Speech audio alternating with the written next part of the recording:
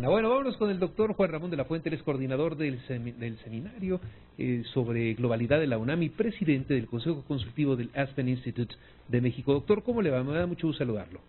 ¿Qué tal, Enrique? Buenas tardes, qué gusto saludarte esta tarde a ti y a todo el auditorio de Radio Fórmula. ¿Qué nos comenta para esta tarde, doctor?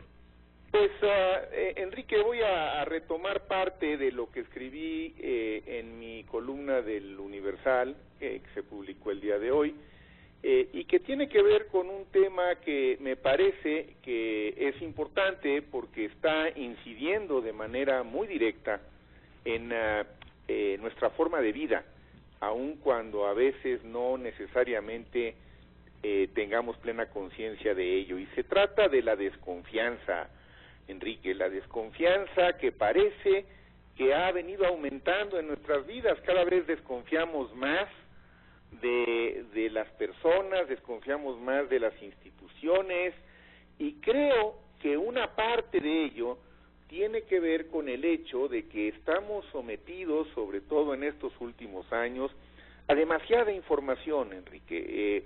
Con el desarrollo del Internet en la última década del siglo pasado y las redes sociales en estos últimos 20 años, pues realmente el flujo de información al que estamos sometidos todos es abrumador, con otra característica que tiene lados positivos y lados negativos, y es que la información que fluye en la red y en las redes sociales es una información sin ninguna censura, totalmente libre.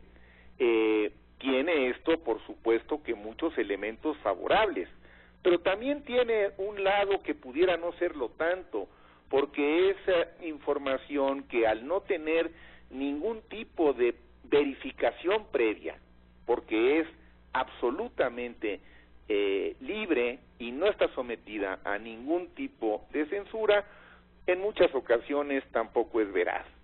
Y el problema empieza porque no siempre tenemos la capacidad, ni el tiempo, ni el conocimiento, ni la posibilidad real de discernir de toda la información que nos llega, qué es verdad y qué no es verdad.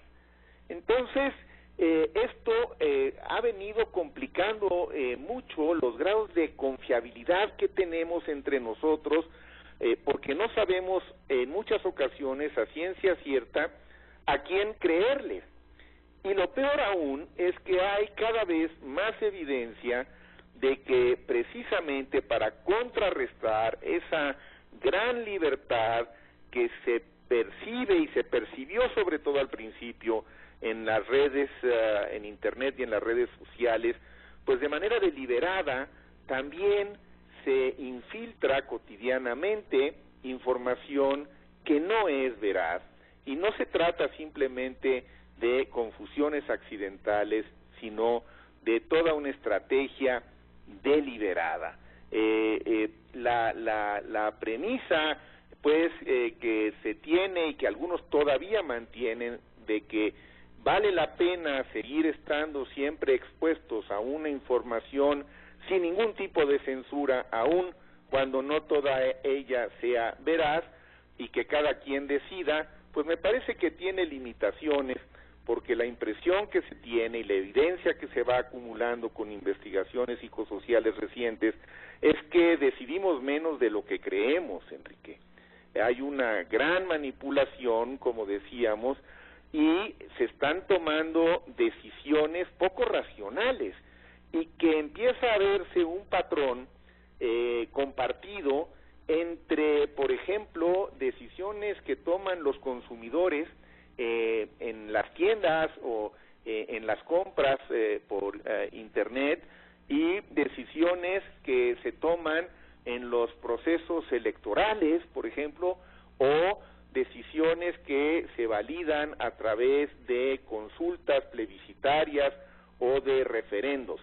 La premisa que quiero señalar, Enrique, es que el que no estemos coercionados en el momento en que estamos tomando algún tipo de decisión, que nadie nos esté obligando a una cosa o a otra, no quiere decir que realmente estemos tomándola en pleno uso de nuestra libertad.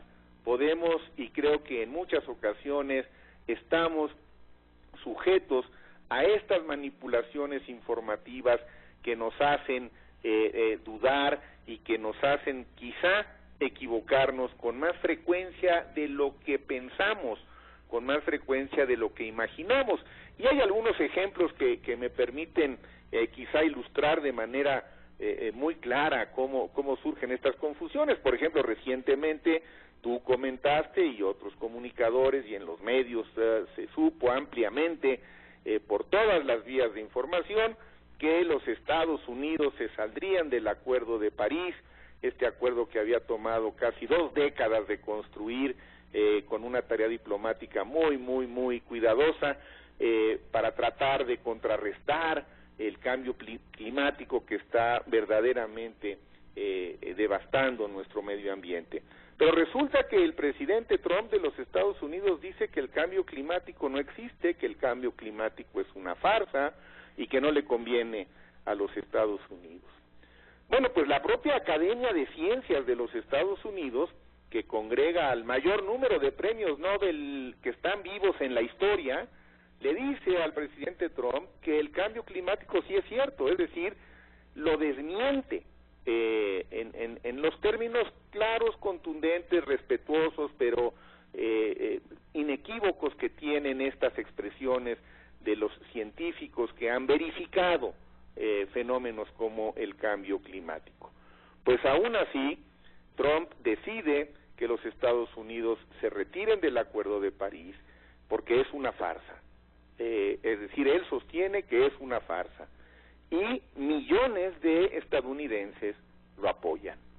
Entonces, bueno, es un ejemplo de cómo la información en un momento dado proveniendo de una fuente que puede ser muy confiable como la Academia de Ciencias de los Estados Unidos y de otra fuente que en este caso fue el presidente de los Estados Unidos, genera una enorme confusión en el electorado y finalmente hay millones de estadounidenses que creen más en la información que les transmite su presidente. Bueno, es una forma de ejemplificar este caos informativo en el que estamos inmersos y que está generando pues una confusión que puede llegar a ser caótica y que sobre todo nos va generando una enorme desconfianza. ¿A quién le creemos en este flujo libérrimo de información de las redes sociales? Las instituciones que eran tradicionalmente las más confiables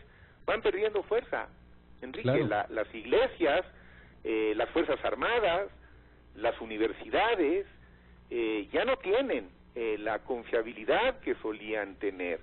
A nivel individual, pues vemos lo mismo, Enrique. ¿Quiénes eran los personajes confiables de la sociedad antaño, hace todavía no tantos años? Bueno, pues siempre estaban el sacerdote, el médico, el maestro, el juez, el policía, el comunicador. Hoy en día todos nosotros que tenemos alguna de estas profesiones que he mencionado, hemos perdido también credibilidad. La gente no tiene ya la misma confianza que solía tener y creo que esto es parte de la epidemia de desconfianza en la que estamos inmersos, en la que hemos caído quizá de manera menos advertida de lo que pensábamos.